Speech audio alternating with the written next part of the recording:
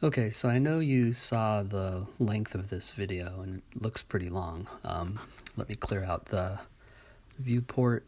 But it's long because there's a lot of things involved in this. And this is the Mesh Extra Objects add-on, and you just go to Preferences, turn it on. And under there, everything here on the bottom is what it adds to your mesh menu. And if you look at the sub-menus, boy, there's a lot of stuff. You can even put in a single vertex object if you want. I don't know, maybe you want to start with a single vertex, and or maybe you want to use this as a starting point for the single degree of freedom system that you're going to put together in geometry nodes. See my other videos for that reference. And there are a variety of these. Some of them have mirror modifiers on them. I don't know what the use you would have it with that, but it's there. There's a rounded cube, and you can go in there and you can adjust. All these have, basically the same kind of adjustments. You can dimensions and resolution on the corners.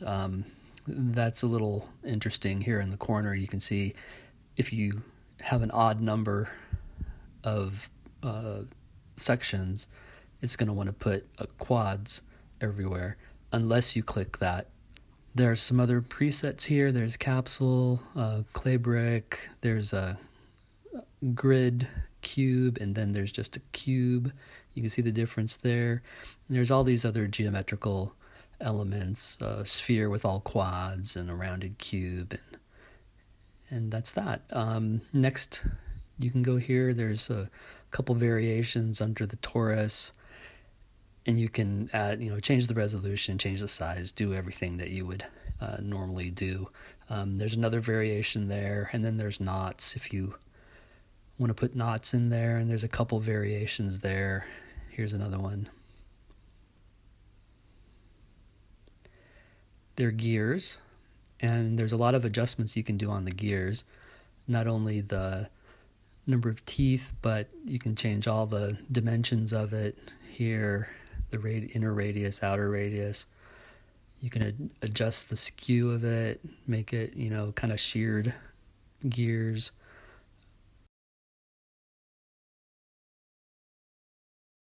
There's worm gear as well.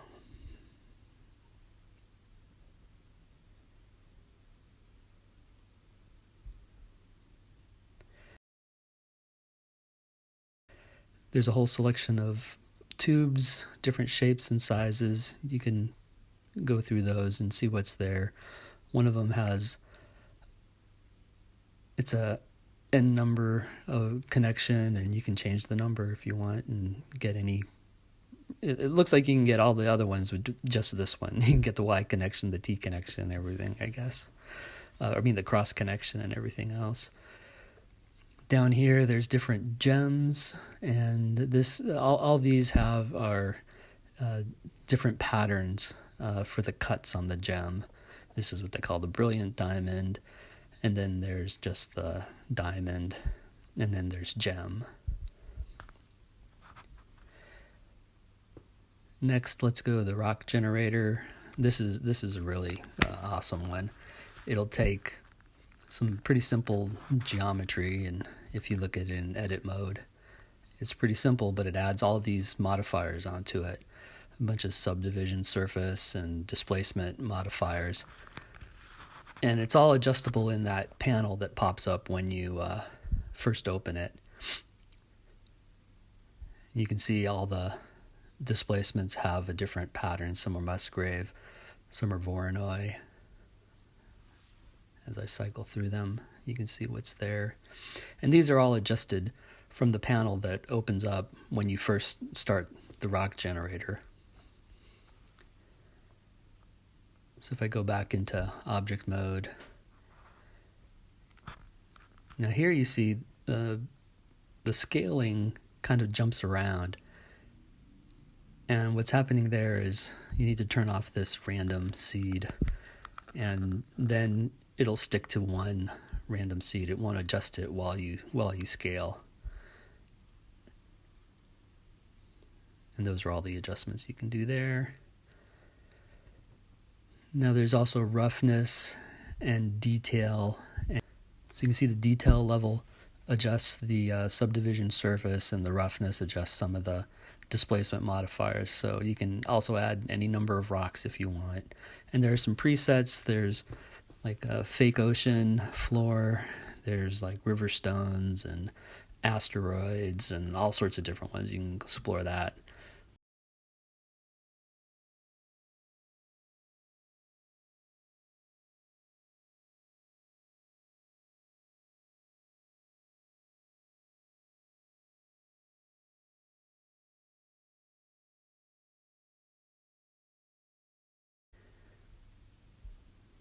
Here's the asteroid. That's kind of cool. So those are all the presets that you can get with the rock generator.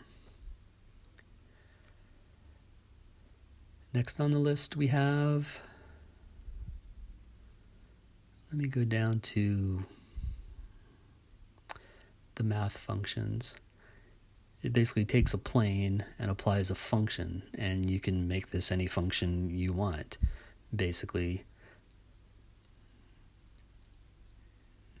here I changed it to a sine wave, and if I adjust the function there, you can see it adjusts the plane. You can adjust the resolution, of course, and have fun. Now there's a more complicated one. Well, let me go to this one first. These are just some solid shapes that are, there's a bunch of presets. I guess this is like if you want to make a bag of dice for Dungeons and Dragons or something, you can go through all these and make all of those.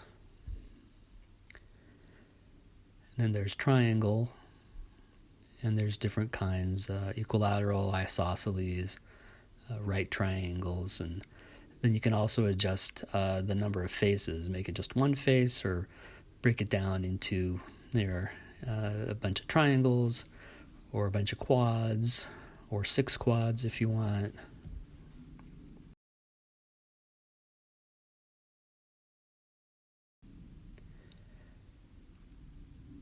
Next is the most complicated one, and it may take some fiddling around in order to get this right.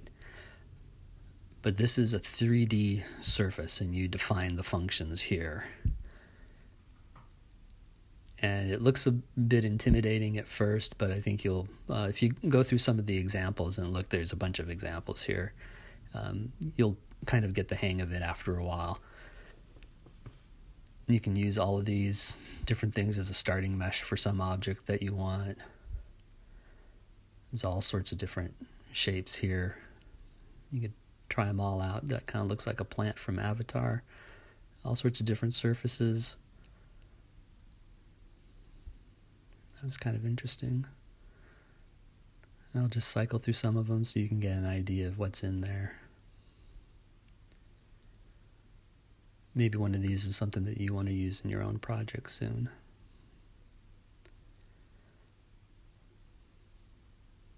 Baby rattle, maybe. And there's the shell. Looks like some kind of horn or donut.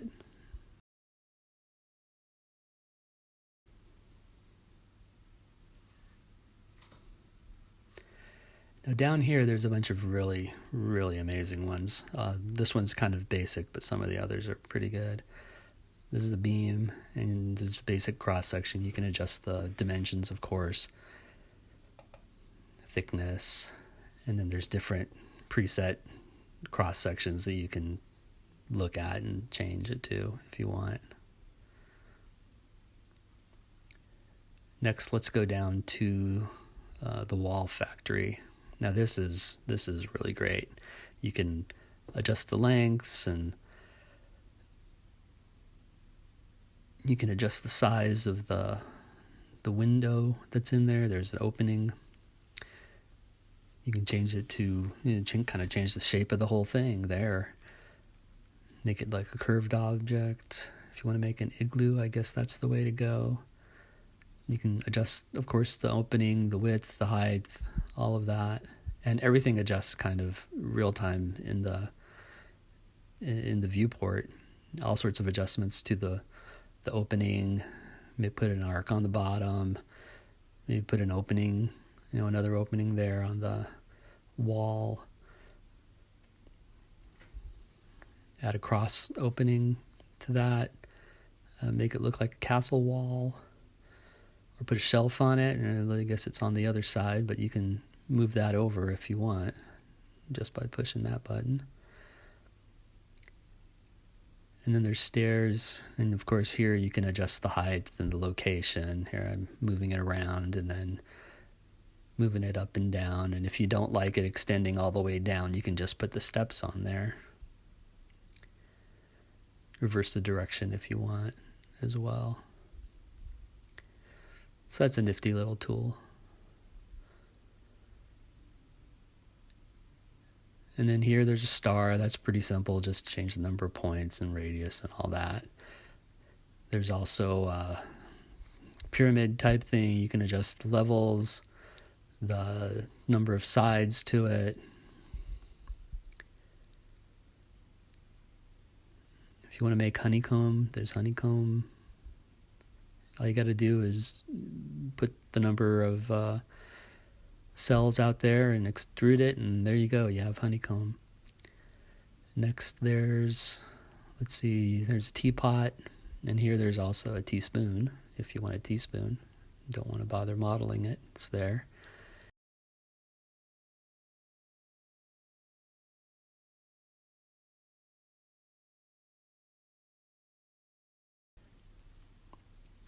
And here's this sponge object. It's a fractal object, so you can adjust the levels and see the different effect that it has. So, boy, it seems like that was a long video, but it's just going through all of these things is pretty amazing that it's all there and it's free. So, yeah, go ahead, try it out, have some fun. Bye.